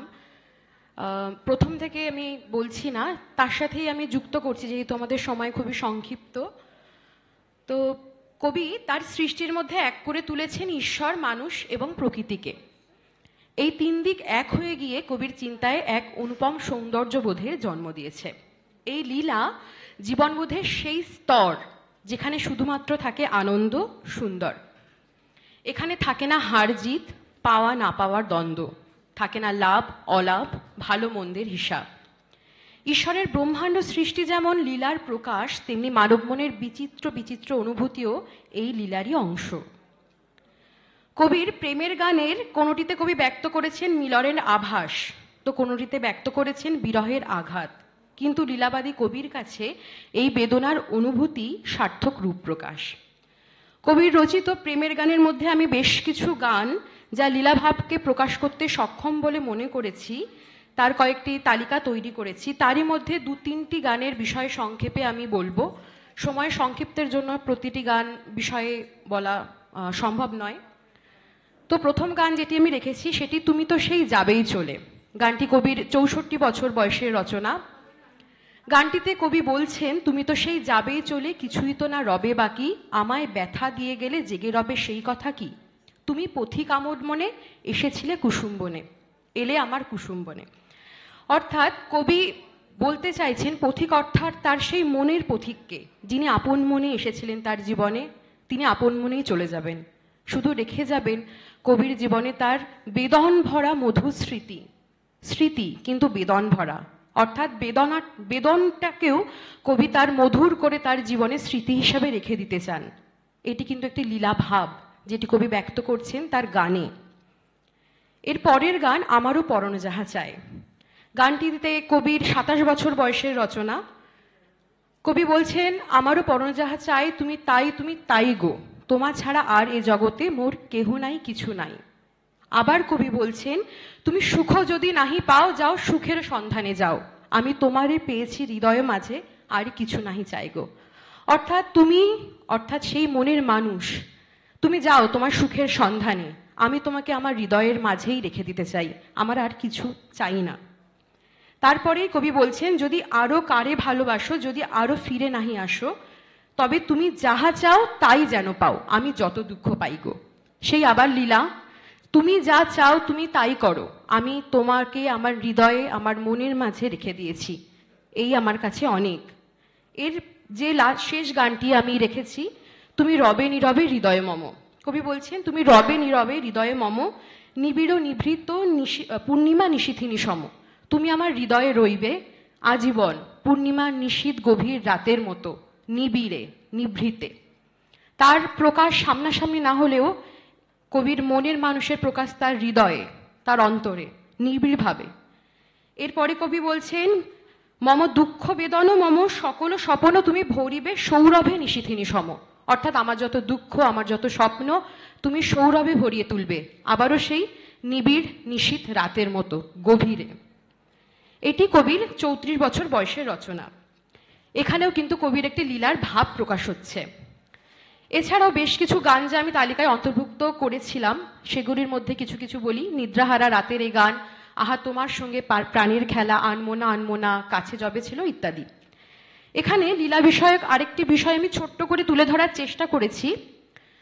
কবির বেশিরভাগ প্রেমের গান আমরা দেখতে পাই কবির শেষ জীবনের গান, শেষ দিকে তিনি রচনা করেছিলেন। তুমি তো সেই যাবে চলে কবি 64 বছরের রচনা হলেও তুমি রবে নীরবে আর আমারও পরণ যাহা চাই গান দুটি কিন্তু কবির মোটামুটি যৌবনকালের দিকে রচনা আমরা দেখতে পাই। আমারও পরণ যাহা চাই মায়ার খেলায় তিনি 27 বছর বয়সে রচনা করেছেন, এবং তুমি তো সেই তুমি রবে নীরবে 34 বছরের রচনা। আমারও পরণ যাহা চাই মায়ার খেলায় রচিত হলেও কবি অচেতনভাবে কিন্তু তার লীলাভাব তিনি তার যৌবনকালেই প্রকাশ করছেন। এই মানসিক স্তর আমরা সচরাচর আমরা মনে করতে পারি একটি বয়সের ঊর্ধ্বে গিয়ে হয়তো এই মানসিক স্তরে আমরা অবতীর্ণ হতে পারি, কিন্তু কবি কিন্তু খুব অল্প বয়সেই এই লীলাভাব তার গানের মধ্যে দিয়ে ফুটিয়ে তুলছেন। অর্থাৎ এই বোধের গণ্ডি কোনো বয়সে আবদ্ধ নয়, এটি আমার এই মূল বক্তব্যের বিষয়। এই বলে আজকে আমি আমার বক্তব্য এখানেই শেষ করছি। ধন্যবাদ। বাহ, সুন্দর। পরবর্তী বক্তা মঞ্জরি চক্রবর্তী। বিভাগীয় প্রধান এবং উপস্থিত সকল অধ্যাপকগণকে আমার প্রণাম। তাদের অনুমতি নিয়েই আমি আজ আমার আলোচনা শুরু করছি। খুবই ভালো লাগছে যে এখানে এত গুণী বক্তাদের মাঝে কিছু বলবার ঠাঁই পেয়েছি। আমি চেষ্টা করব 6 মিনিটের মধ্যে আমার বক্তব্য শেষ করতে। 6 সংখ্যাটির উল্লেখ আমি এই কারণেই করছি যে রবীন্দ্রভারতীতে আমার বয়স 6 মাস। প্রথমেই বলি যে আমার বক্তব্যটি এখানে এত গবেষকদের মাঝে কতটা নতুনত্বের সৃষ্টি করবে আমি জানি না, তবে এই 6 মাসে রবীন্দ্রভারতীতে রবীন্দ্রসঙ্গীত বিষয়ে পড়বার সূত্রে রবীন্দ্রনাথকে আমার যেভাবে চেনার শুরু হয়েছে এবং পাঠ্যক্রমের মধ্যে যে বিষয়গুলি আমি অধ্যয়ন করেছি সেখানে রবীন্দ্রনাথের প্রকৃতি বিষয়ক ভাবনার যে বৈচিত্র্য সেইটি আজ আমার বলবার বিষয়। শিরোনামটি হলো রবীন্দ্রসঙ্গীতে প্রকৃতির অনুষঙ্গ, নতুন ভাবে নতুন সাজে। রবীন্দ্রনাথের একটি বৈশিষ্ট্য এই যে রবীন্দ্রনাথ আমাদেরকে তার লেখার মধ্যে দিয়ে যা বলে গেছেন তা তিনি নিজেও যাপন করেছেন। আমাদেরকে যেমন প্রকৃতির সন্নিকটে ফিরে যাবার বার্তা দিয়েছেন বারংবার, তেমনি নিজেও কিন্তু শহরাঞ্চল থেকে শান্তিনিকেতনের মতো একটি গ্রামে তিনি গিয়ে বসবাস করেছেন এবং সেখানকার অনুর্বর ভূমিকে উর্বর করে তুলেছেন এবং তা নিয়ে গানও তিনি রচনা করেছেন। শান্তিনিকেতনের মুক্ত প্রান্তরে তিনি ভিন্ন ভিন্ন ঋতুর যে স্পর্শ অনুভব করেছিলেন তা তিনি তার গানের মধ্যে দিয়ে ফুটিয়ে তুলেছেন।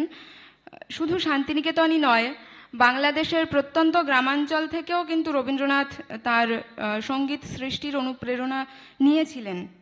নদী ধৌত শ্যামল বাংলার যে বর্ষার রূপ, সেটি তিনি তার গানে অত্যন্ত নিপুণতার সাথে ফুটিয়ে তুলেছেন। এ প্রসঙ্গে নীল নবঘনে আষাঢ় গগনে তিল ঠাঁইয়ার নাহিরে এই গানটির উল্লেখ করা যায়। মানব জীবনে যেমন সুখ দুঃখ ভালো মন্দের মতো দ্বিচারিতা আছে, তেমনি প্রকৃতির মধ্যেও কিন্তু আমরা এই দ্বিচারী রূপ লক্ষ্য করি। প্রতিটি ঋতুর আসা আছে যাওয়া আছে। শীতে যেমন ফুল ফলের শাখা রিক্ত হয়ে যায়, তেমনি বসন্তের আগমনে প্রকৃতি আবার নতুন রূপে সেজে ওঠে। প্রকৃতির এই দ্বিচারী রূপকে রবীন্দ্রনাথ তার গানের মধ্যে দিয়ে তুলে ধরেছেন, তাকে তিনি অক্ষয় করে রেখেছেন। আমি একটু একটু করে প্রতিটাই ঋতুকে ছুঁয়ে যাব। রবীন্দ্রনাথের গানে গ্রীষ্ম ঋতুর একমাত্র প্রতিনিধি বৈশাখ।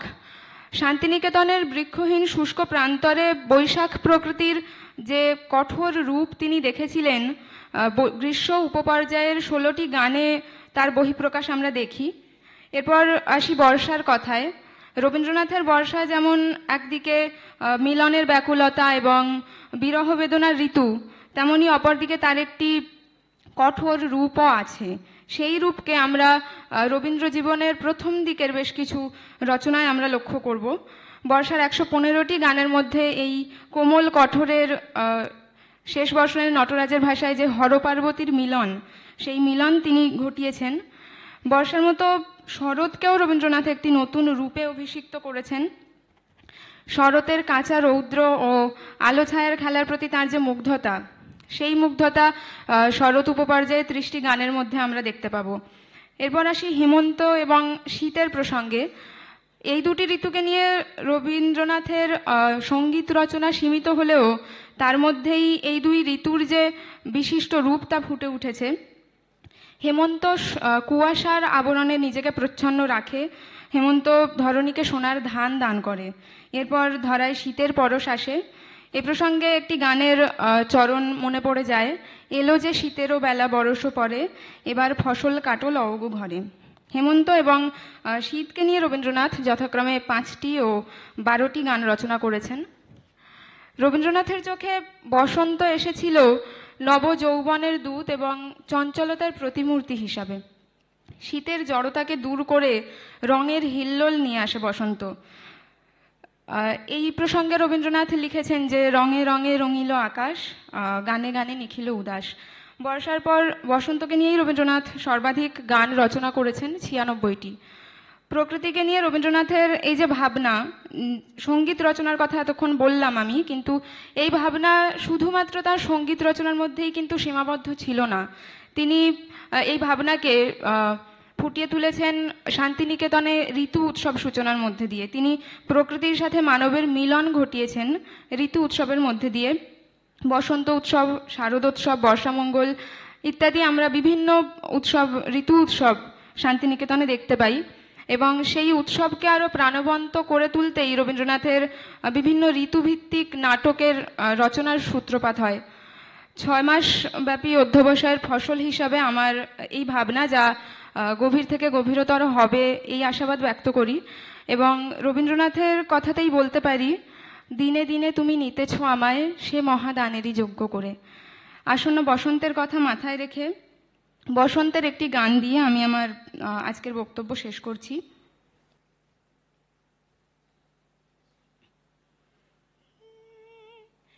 আনগো তোরা কার কি আছে আন, আনগো তোরা কার কি আছে আন, দেবার হাওয়া বইল দিকে দিগন্তরে, এই সুসময় ফুরায় পাছে আন, আনগো তোরা কার কি আছে আন, আনগো তোরা কার কি আছে আন। নমস্কার। বাহ, খুব সুন্দর। পরে হচ্ছে তন্ময় সাহা। নমস্কার। শুরুতেই আমি একদম আমার উপস্থাপনে চলে যাই। আমার আজকের বিষয়টা আমি ঠিক করেছি রবীন্দ্রসঙ্গীত পরিবেশনে ব্যবহারিক সীমাবদ্ধতা। এই ব্যবহারিক সীমাবদ্ধতা মূলত আমাদের গায়ন, আমাদের শিক্ষণ পদ্ধতি কিংবা পরিবেশন পদ্ধতি, তার কি কি ত্রুটি। এই বিষয়টার ভেতরে প্রবেশ করবার পূর্বে আমি বলছি এটাকে অনেকগুলো ভাগে ভাগ করা যায়, কিন্তু আমি অতগুলো ভাগে বলছি না, কেবলমাত্র একটি পয়েন্ট যেটা উচ্চারণের ত্রুটিকা নিয়ে আমি মূলত আলোচনা করব। একটি উচ্চারণ তার গানের ভাব কিংবা অর্থের জন্য কতটা গুরুত্বপূর্ণ তা একটি মাত্র উপমা দিয়ে আমি বোঝাতে পারবো। আমরা ওই গানটা সবাই জানি, আমার মন চেয়ে রয় মনে মনে হেরে মাধুরী না হ্যারে মাধুরী। যখন হেরে মাধুরী হবে তার ভাব অর্থটা একরকম হবে, আর যখন হ্যারে মাধুরী হবে তার ভাব অর্থটা আরেক রকম হবে। এই হ্যারে মাধুরী কি হেরে মাধুরী, এটা কিন্তু রবীন্দ্রনাথ এই গানের শেষে খুব সুন্দর করে বলেছে। এই মাধুরী হলো অরূপ মাধুরী। অরূপ মাধুরী কি করছে, আমার মন তাকে দেখছে, কোথায়, আমার মনে মনে। এখানে মাধুরী বলে কোনো ফুল আমার মনকে দেখছে না। তার মানে একটি উচ্চারণের প্রয়োগগত দিক থেকে তার ভাব অর্থ অনেক পরিবর্তন হয়। আজকের এই মূল আলোচনায় প্রবেশ করার পূর্বে বলছি, আমি এই বিভিন্ন রকম দুই একটি সূত্র দেব উচ্চারণের ক্ষেত্রে। এই সূত্রগুলো কেবলমাত্র রবীন্দ্রনাথ সেই সূত্র প্রয়োগ করেছেন, তিনি কিভাবে তাকে ব্যবহার করতেন, উচ্চারণের ক্ষেত্রে কি ভাবতেন, তার উপর ভিত্তি করে। রবীন্দ্রনাথের বাংলা শব্দতত্ত্ব নামে রবীন্দ্রনাথের একটি গ্রন্থ আছে, যেটাতে উনি কিছু সূত্র আমাদের বলে দিয়েছে উচ্চারণের ক্ষেত্রে। আমার মনে হয় এটা আমাদের জন্য বেশি প্রামাণ্য হবে, কেননা আমরা রবীন্দ্রনাথের গানটাই গাইব। এবং সেই সময় আমরা দেখতে পারবো তখন কিন্তু আমাদের এই এখনকার বর্তমান যে বাংলা একাডেমির যে অভিধান পাই উচ্চারণ, তখন কিন্তু সেই সময় এটা ছিল না। এটা রবীন্দ্রনাথের এক ধরনের কিন্তু গবেষণামুখী একটা গ্রন্থও বলতে পারি আমি। শুরুতেই আমার দুটো শব্দ আমি বলছি, একটা হলো মন আর একটা হলো বোন। আশা করি এই শব্দ নিয়ে, উচ্চারণ নিয়ে কারো কোনো কনফিউশন নেই, কিন্তু কনফিউশন হবে আরো তিনটি শব্দ উচ্চারণের সময়। একটা হলো ধন, একটা হলো জন, আর একটা হলো খন। সবার মনে একটা কেমন একটা ব্যাপার হচ্ছে, ধন বলে আমরা তো ধন জানি, অসীম ধন তো আছে, কিংবা ধনে জনে আছে। কিন্তু রবীন্দ্রনাথ বলছে যে দুটি বর্ণ যুক্ত একটি শব্দ যার শেষ অক্ষর যদি দন্ত ন কিংবা মূর্ধন্য হয়, তাহলে তার অদ্যাক্ষর অর্থাৎ শুরুর অক্ষরটি ওকারান্ত হয়। যে কারণে আমরা মন বলছি, আমরা বন বলছি, আমরা বন বলছি না। কিন্তু আমরা সবাই শান্তিদেব ঘোষের ওই গানটা শুনলেই বুঝতে পারবো, সে কোন বনের হরিণ ছিল আমার মনে। মন সংক্রান্ত আরেকটি গান, হে মন তারে দেখো। আমরা অনেকেই এই গানটা শিখেছি, অনেকেই জানি বা পরিবেশন করি। ওই গানে দেখবেন হে মন তারে দেখুনি আমাদের কোনো জায়গা, মানে সেখানে কোনো অসুবিধা নেই। অসুবিধা তখন হয় ওই গানের শেষ লাইনটা, দেহ মন ধন যৌবন গাইছি।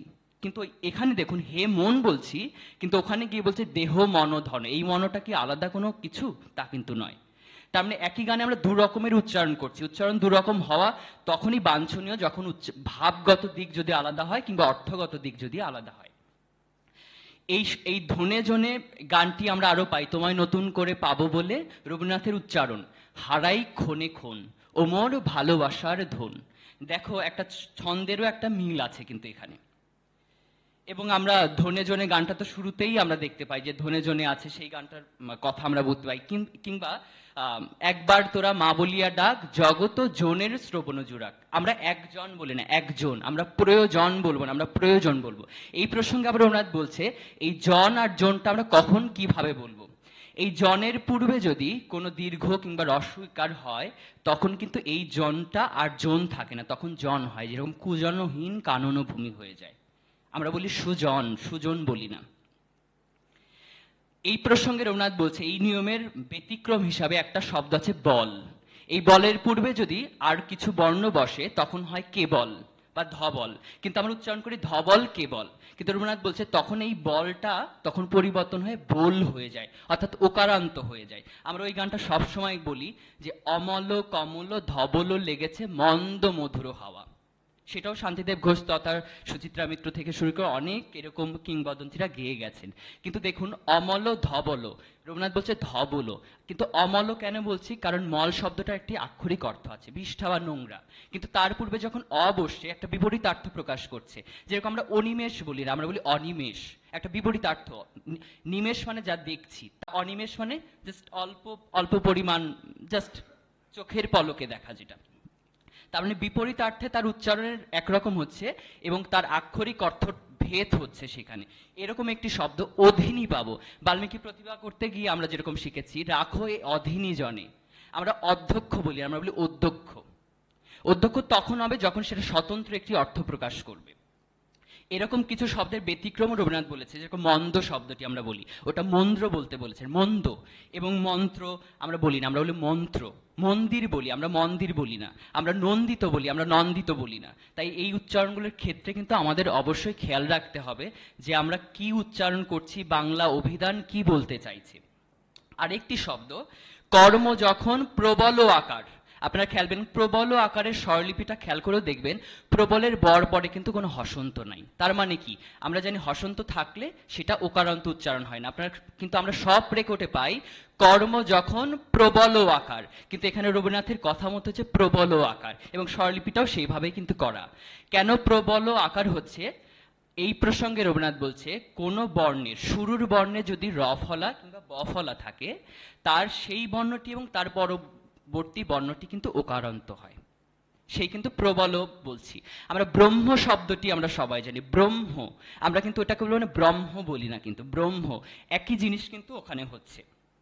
যেরকম আমরা শ্রাবণ বলি, আমরা শ্রবণ বলি, আমরা শ্রবণ বলি না। এরকম রবীন্দ্রনাথের অনেক গানে অনেক শব্দ ভেসে বেড়ায়, যার উদাহরণ দিলে অনেকটা সময় যাবে, আমি তাকে খুব সংক্ষিপ্ত করে করে বলছি। যেরকম সময় বলবো না সময় বলবো, সম্মুখ বলবো না সম্মুখ বলবো, কিংবা এরকম অজস্র শব্দ কিন্তু আমরা গান গাইতে গিয়ে শিখতে গিয়ে আমরা দেখতে পাই। তার মধ্যে আমি আরো দুটি শব্দের কথা বলবো, একটা ব্যথিত না ব্যথিত, ব্যথা না ব্যথা। এই শব্দটা নিয়ে আমাদের প্রচন্ড কনফিউশন হয়, আমরা জিজ্ঞেস করি কি বলবো।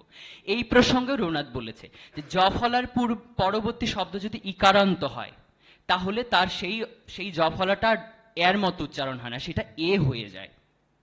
ব্যথা আর বেথি আমরা এরকম অজস্র গানে আমরা পাই। কোন গানে?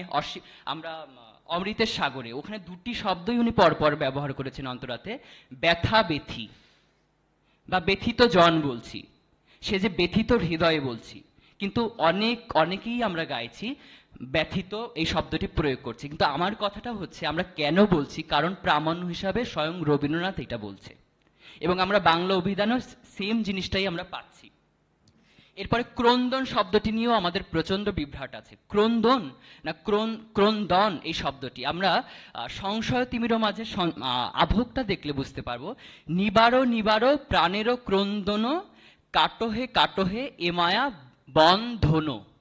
এই বন্ধনর যে শব্দটি আমরা বলি, এই ধনর ধতেও কিন্তু কোনো হসন্ত রবীন্দ্রনাথ প্রয়োগ করেনি।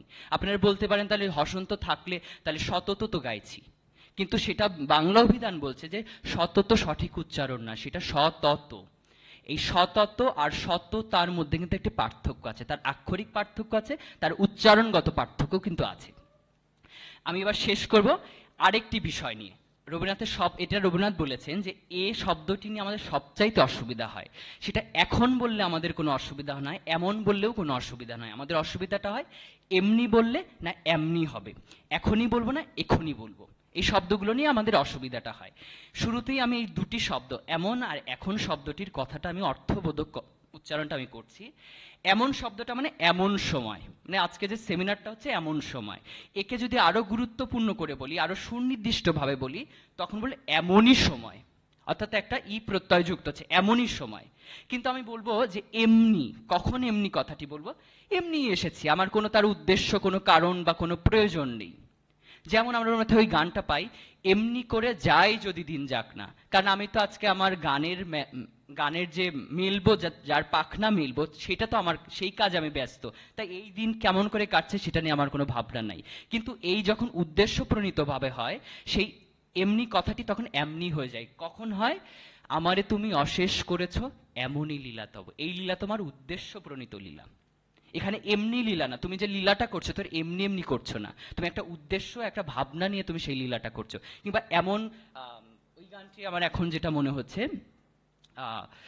এমনই করে ঘুরিব দূরে বাহিরে, অর্থাৎ যেখানে সূর্য ছুটে চন্দ্র ছুটে কোথায়, তোমার পদতলে, আমি সেরূপ, আমি তোমার মতো করে এমনই নিয়মে, তোমার এই জগৎ সংসারে যে নিয়ম শৃঙ্খলাটা আমরা দেখছি প্রকৃতিতে, আমি সেই নিয়মের মধ্যে থেকে এমনই করে ঘুরিব দূরে বাহিরে।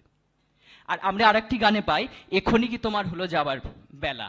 এই গানটিতে দেখি এখনই, মানে এখনইকে এখানে কিন্তু রবীন্দ্রনাথ বারবার উজ্জ্ব করে বলছে, এখনই কি তোমার হলো যাওয়ার পালা। এই কথা হাই অতিথি, তোমার কি এখনই যেতে হবে, তার মানে একটা সুনির্দিষ্ট করে দিচ্ছে। কিন্তু আমরা গাইছি এখনই কি, ওটা হবে এখনই কি তোমার হলো যাবার পালা। অর্থাৎ সেখানে একটা সুনির্দিষ্ট সময়কে উনি বলছেন। এখনি কেন হচ্ছে না? কারণ বাংলা অভিধানে এখনি বলে কিছু নেই, বাংলা আছে এখুনি, মানে এক্ষুনি থেকে এখুনি। তার মানে এখানে কিন্তু রবীন্দ্রনাথ খ রস্যকার ব্যবহার কিন্তু করেনি, তার মানে এটা হবার কোনো অবকাশই নেই। এই বলে আমি শেষ করছি, সবাইকে অনুরোধ করব যে আপনারা বাণী, ছন্দ, সুর এই সব দিকে তো আমরা ভাবছি, তার সঙ্গে সঙ্গে উচ্চারণ যে বাণীর একটি অঙ্গ সেটাও কিন্তু আপনাদের ভাবতে হবে, সেই নিয়েও আমাদের কাজ করতে হবে। তাহলে রবীন্দ্রনাথের গানটা অর্থবোধক হবে, ভাবের দিক দিয়েও সেটা সমৃদ্ধ হবে। ধন্যবাদ, নমস্কার। তন্ময় অনেক অর্থবোধক বা উচ্চারণ নিয়ে যেটা আমরা কানে এত শুনে শুনে অভ্যেস হয়ে গেছে, সেগুলোকে এইভাবে পুরো পরিবর্তন করে দেওয়াটা সমাজের ক্ষেত্রে বেশ মুশকিল, কিন্তু এটা বলতে হবে, সেটা আমাদেরকেই করতে হবে, তোমাদেরই কারণ করতে হবে। সময়ের এবং সঙ্গে তুমি সঙ্গে গ্রন্থসূত্রটা বলো যেখানে রবীন্দ্রনাথ এগুলো এটা হলো বলেছেন। বাংলা শব্দতত্ত্ব, 1315-তে রবীন্দ্রনাথ শব্দতত্ত্ব নিয়ে বলেছিল, এবং সবুজ পত্রে আমরা 23-এ পাবো রবীন্দ্রনাথ এইটা নিয়ে প্রবন্ধ লিখছে, আমাদের ভাষার কথা। কিন্তু সেইখানে রবীন্দ্রনাথ শেষ দিকে, তার শেষ প্রয়াণের পর শেষ 4-5 বছর আগে এই শব্দতত্ত্বটা বাংলা শব্দতত্ত্বে পরিণত হয়। সেই বাংলা শব্দতত্ত্বে উনি স্বরবর্ণ অ এবং স্বরবর্ণ এ নিয়ে মূলত বলেছেন, এবং আনুষঙ্গিক সমাস হেন এই সমস্ত সমগ্র কিছু নিয়ে উনি আলোচনা করেছেন। তো আমার কাছে মানে এইটাই যথেষ্ট আমাদের জন্য, তার গানের ক্ষেত্রে। নিজে যখন বলে গেছেন নিজের গানের উচ্চারণ থেকে, তো কিন্তু আমাদের পড়া উচিত এটা খুব বেশি করে। একদম এত প্রচলিত হয়ে গেছে এবং লেজেন্ডরাও এরকম তো গেয়ে গেছেন। এই যেরকম খন শব্দটা শুনলে আমাদের খুব কানে এসে লাগে, কিন্তু দেখুন আমরা কিন্তু বলছি হে ক্ষণিকের অতিথি, আমরা বলছি না হে ক্ষণিকের অতিথি, কিন্তু এখন আমরা বলি ক্ষণে ক্ষণে। এই কথাটা কিন্তু বলি আমরা। বাংলাটা সত্যি যে শক্ত, একদম এটা মানে ইংরেজি অনেক সোজা সেই তুলনায়। একটা লিসনিং বা একটা হিয়ারিং হলেই শোনা শব্দটা হয়ে যায়, শ্রবণ, কত কিছু চলছে, তাই না? ঠিক আছে, থ্যাংক ইউ। এবারে হচ্ছে সুছন্দা Ghosh. সুছন্দা Ghosh.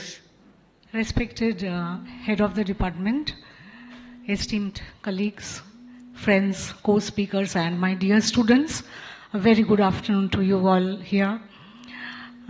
Well, at the very outset, I would like to extend my sincere thanks to the department for allowing me to share some of my humble thoughts to this gathering where most of you belong to the discipline of Rabindra Sangit itself. And in a sense, I'm an outsider because I'm not within the discipline. Anyway, the title of my paper is Rabindra Sangit, a unique blend of melody and verse, Ardho Narishwar. রবীন্দ্রনাথের গানে কথা এবং সুরের যে মিলন, যে ঐশ্বরিক মিলন, এবং যেখান থেকে অর্ধনারীশ্বর কনসেপ্টটা উঠে এসছে, সেই বিষয়টাকেই আমি হাইলাইট করার চেষ্টা করেছি আমার এই পেপারে। But due to such shortage of time আমি সম্পূর্ণ পেপারের মধ্যে যেতে পারছি না, খুব ছোট্ট করে আমার বক্তব্যটা বলার চেষ্টা করি। We all know that Rabindranath Tagore himself was very much confident about the appeal of his songs. তিনি নিজেই বলে গেছেন যে বাঙালিকে আমার গান গাইতেই হবে। কিন্তু কেন, মানে এই কনফিডেন্সের সোর্সটা কি, সেই জায়গাতেই আমার মূল রিসার্চ কোয়েশ্চেনটা আমি সেট করার চেষ্টা করেছি, এবং I have attempted to understand the uniqueness of Tagore's composition. এই ইউনিকনেস বা অভিনবত্বটা আমার মনে হয়েছে নিজের, এবং অনেক সময় নিজে গান করতে গিয়েও যেটা মনে হয়েছে যে this uniqueness results from a harmonious blend of melody and verse.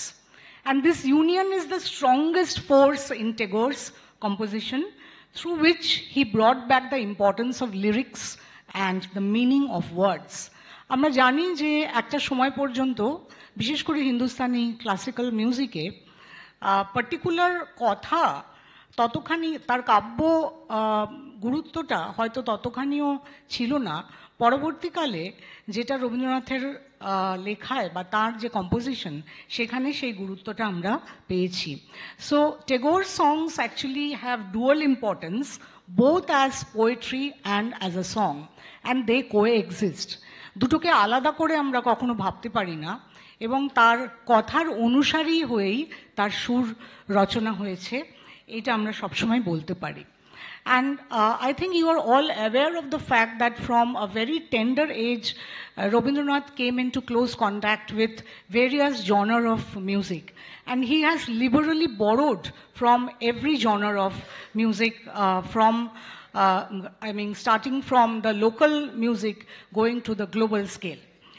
কিন্তু এখানে বলতে হয় যে তিনি যেভাবে আহরণ করেছিলেন বিশ্বের সঙ্গীত থেকে বা তার দেশজ সঙ্গীত থেকে, সেখানে কিন্তু that was not just a passive learning process. সেখানে তিনি তার নিজের চেতনাকে তিনি সেখানে দিয়েছিলেন এবং সেই চেতনার মাধ্যমে তিনি সেই সঙ্গীতকে নিজের মতন করে, by his creative genius, he created a new flavor which was entirely of his own, যেটাকে আমরা স্ট্যাম্প করে রবীন্দ্রসঙ্গীত বলতে পারি। তার গানগুলো যখনই শুনবো তখন আলাদা করে সেটাকে আর কোন গান থেকে নেওয়া হয়েছে বা না নেওয়া হয়েছে এইটার মধ্যে আমরা আর যেতে পারবোই না। তার ফ্লেভারটা it is absolutely stamped as Rabindrasangeet. আমার মনে হয় যে এটা ভীষণভাবে সকালের সেশনে ম্যাডাম এবং দুর্বা অসাধারণভাবে তার উপস্থাপনা করেছেন, যেখানে পাঞ্জাবি টপ্পা যদি কেউ না জানেন, সাধারণ যারা লেম্যান, তারা কিন্তু ভুলেও বুঝতে পারবেন না যে ওটা কোনো গান থেকে আহরণ করা হয়েছে, যার চরিত্রকে রবীন্দ্রনাথ সম্পূর্ণ আত্মস্থ করে নিজের মতন করে সেটার একটা উপস্থাপনা করেছেন। আমি একটুখানি রেফারেন্স দিতে চাইব regarding this bond between words and melody to Herbert Spencer. Herbert Spencer কি বলছেন? তিনি বলছেন, what man uttered turned into words. আমরা যা কথা বলি সেটা শব্দ। And how man produced his voice, আমরা কিভাবে আমাদের গলাকে প্রয়োগ করছি, পিচের চেঞ্জ কিভাবে হচ্ছে, while uttering was the original germ of musical notes. তাহলে আমাদের গলার ওঠাপড়া থেকেই কিন্তু ওই সুরের সৃষ্টি হচ্ছে। এই রিলেশনশিপ নিয়ে হেলমহোলটস আরেকটা জায়গায় বলছেন, the union of music to words is most important because words can represent the cause of the frame of mind, the object to which it refers, while music expresses the kind of mental transition which is due to the feeling. তাহলে শব্দ এবং সঙ্গীতের যে একটা অঙ্গাঙ্গী যোগ, এটা কিন্তু শুধু আমাদের দেশে নয়, বিভিন্ন দেশে পাশ্চাত্যেও এর নিয়ে অনেক চর্চা হয়েছে। আমি ছোট করে বলি অর্ধনারীশ্বর বিষয়টা, যেটা আমার পেপারের একটা ফোকাসিং এলিমেন্ট, যে রবীন্দ্রনাথ বিভিন্নভাবে এই যে ইউনিয়নটা, কথা এবং সুরের যে মেলবন্ধন, সেটা নিয়ে নানান জায়গায় নানানভাবে এটাকে মেটাফরাইজ করেছেন। তিনি কোনো জায়গায় বলছেন দে আর টুইন ব্রাদার্স, কোনো জায়গায় বলছেন দে আর টু সিস্টার্স, কোথাও বলছেন দে আর ব্রাদার অ্যান্ড সিস্টার, কথা এবং সুরকে, অথবা বলছেন দে আর হাজব্যান্ড অ্যান্ড ওয়াইফ, আবারও এটাও বলছেন দে আর কো ওয়াইফস। এবং সর্বোপরি দ্য আইডিয়াল মেটাফর যেটা তিনি ব্যবহার করেছেন সেটা হচ্ছে অর্ধনারীশ্বর, অর্থাৎ এমনই একটা ঐশ্বরিক মূর্তি যেখানে একটা অর্ধ নারীর শরীর, অপর অর্ধ হচ্ছে পুরুষের শরীর। সেখান থেকেই এই অর্ধনারীশ্বর কনসেপ্ট আমরা পাচ্ছি এবং রবীন্দ্রনাথের গান এই অর্ধনারীশ্বরের উপরে ভিত্তি করেই কিন্তু গড়ে উঠেছে, যেখানে কথাকে সুর থেকে কখনো আলাদা করা যাচ্ছে না। And this has resulted from his own permutation and combinations with words. He has tried to fulfill the necessary feeling of the poetry. Finally, আমি কিছু গান যে বা বিভিন্ন যে মিউজিক ড্রামা বা ডান্স ড্রামা যেখানে এই বন্ডেজটা ভীষণভাবে বোঝা যায়, তার দু একটা জাস্ট উদাহরণ দিচ্ছি। First of all western music we all know. আমি এখানে গানের লাইনগুলো আর গাইছি না, ভেবেছিলাম এক লাইন করে গাইবো, তো আমি I just refer to them. কতবারও ভেবেছিনু, এই গানটা আমরা সবাই জানি, বাট তোমরা যদি আলাদা করে এই গানটা শোনো, তোমরা যদিও সঙ্গীতেরই ছাত্রছাত্রী, কাজেই তোমরা খুব ডিটেলেই শোনো, কিন্তু যদি লেম্যান কেউ শোনেন, কেউ কিন্তু বুঝতে পারবেন না যে এটা কোনো ওয়েস্টার্ন মিউজিক থেকে আহরিত, কারণ এই গানের রবীন্দ্রিক চেতনা পুরোপুরি এর মধ্যে নিহিত রয়েছে। তিনি দেশজ গান থেকে আহরণ করেছেন প্রচুর, যেমন সারি গান, বাউল গান, কীর্তন, রামপ্রসাদী ইত্যাদি অনেক অনেক উদাহরণের আছে, আমি ডিটেলসে যেতে পারছি না। One of the most important areas from which Tagore borrowed was Carnatic music. Carnatic music এর থেকে তার অনেক গান, লাবণ্যে পূর্ণপ্রাণ, বেদনা কি ভাষায় রে, এছাড়া বাসন্তী হে ভুবনমোহিনী, প্রচুর গান রয়েছে। কিন্তু যখন সেটার প্রেজেন্টেশন হয় তখন কিন্তু, যেটা ম্যাডাম সকালেই দেখালেন, যে পাঞ্জাবি টপ্পার যে উপস্থাপনা, তার সঙ্গে কিন্তু ওই হৃদয় বাসনা পূর্ণ হলো, আমরা যদি ওইভাবে গাই, সেটা কি আর রবীন্দ্রসঙ্গীত থাকে? সেটা তখন আর রবীন্দ্রসঙ্গীত থাকে না। এই প্রত্যেকটা গানের ক্ষেত্রেই এটা প্রযোজ্য। এবং ফাইনালি হিন্দুস্তানি ক্লাসিক্যাল মিউজিক থেকে বহু গান রয়েছে, কার মিলন চাও বিরোহী, বা বন্দিশ ভাঙা ধ্রুপদ গান, এছাড়াও আরও বহু কিছু রয়েছে। Anyway, I would like to conclude, madam, এই আলোচনা থেকে what I have come to the conclusion is that Tagore's compositions bear the mark of Ardhanarishwar, which has made his compositions unique in the true sense of the term. আর এই অভিনবত্ব বজায় রাখার দায়িত্ব আমাদের, এবং তার গান গাইতে গেলে যতটা সম্ভব কম অন্যভাবে গাওয়া উচিত। তার কারণ হচ্ছে, তার গানে বাণীর একটা বড় ভূমিকা রয়েছে, যেমন রয়েছে সুরের। অর্থাৎ কবি কি চাইছিলেন, সেই বাণীর মধ্যে দিয়ে কি প্রকাশ করতে চাইছিলেন, what was the intention of the poet, that must be preserved while presenting the songs, যখন আমরা গানগুলো গাইব। এবং he was the first Indian composer who thought that his compositions are actually inviolable entities. তাই জন্যে কিন্তু স্বরলিপি করা, সেই স্বরলিপি অতিক্রম করা যাতে না হয়, সেই প্রয়াস রবীন্দ্রনাথ নিজেই তার কাজের মধ্যে করে দিয়ে গেছেন।